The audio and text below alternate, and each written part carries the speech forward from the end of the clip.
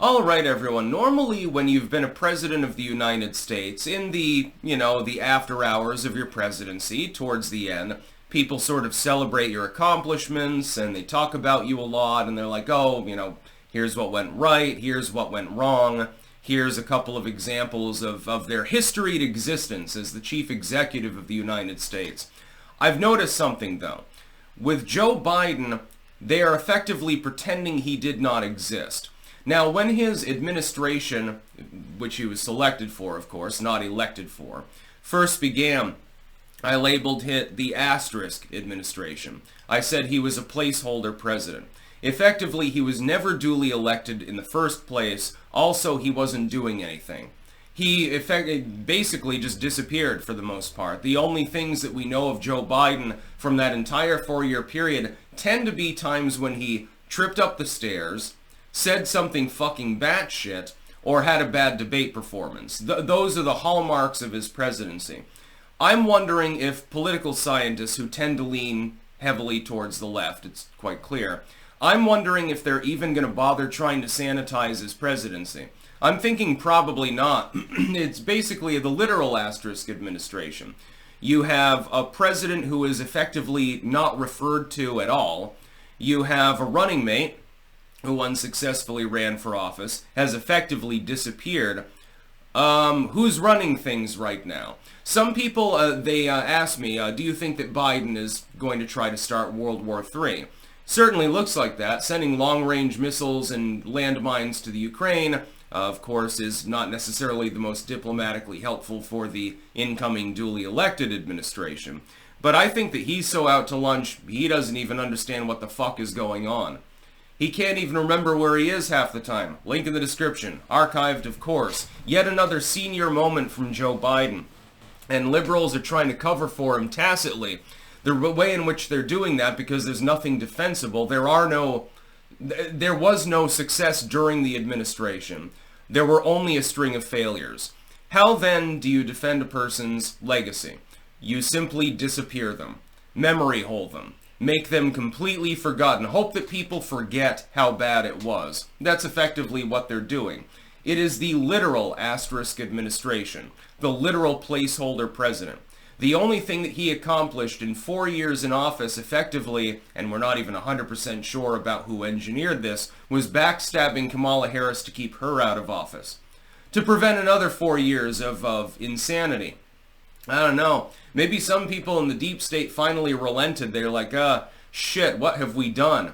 Oh no, it's like, you've created Frankenstein's monster or something like that. I don't believe that, but, because they would have to have a soul in order to do soul searching. But they're clearly trying to disappear Joe Biden from public memory. You're not going to hear anything about Joe Biden from people in politics until he dies. Effectively, when he dies, they're going to do the funeral thing, they're going to do the commemoration and salute and all of those things, and then they're going to forget that he ever existed. By the way, I think that Joe Biden actually knows this. I think that he's well aware of this fact. I think that that's the reason why he's acting the way that he does. He comes out, he's announcing a goddamn basketball team's championship or some shit like that. Can't even remember the name of the team. Accidentally discloses his own secret service nickname and shit like that. But this dude is not playing with a full deck. He's not even playing with a card. And he's been this way for years, and this is the problem. And this is why they're trying to disappear him.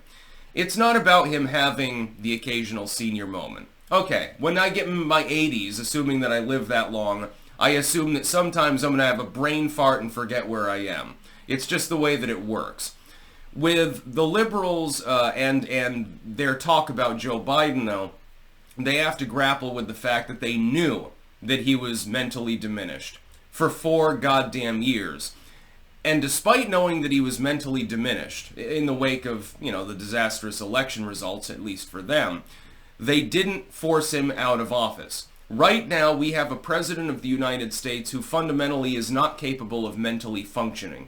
We have a president of the United States that sometimes doesn't appear to understand his own name. And that's really what they have to deal with. The real problem is that you have a lack of leadership. As far as Joe Biden being mentally diminished, okay, you know, it happens to the best of them. You get to be, what is he, 82, 83 years old.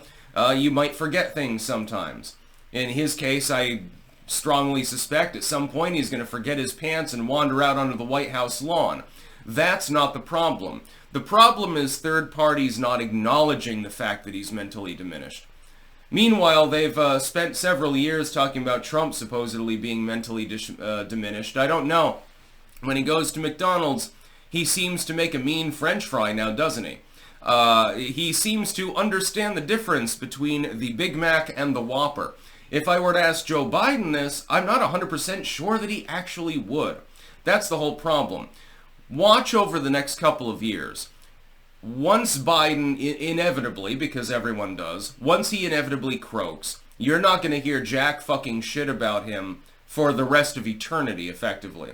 They're going to try to make people forget that he even existed as the President of the United States. Sucks to be him, although you can make the argument that it's kind of his own fault because he decided to get in the race at a geriatric age, knowing full well that although he would win, he was not actually mentally competent for that job. That's about all. Peace out.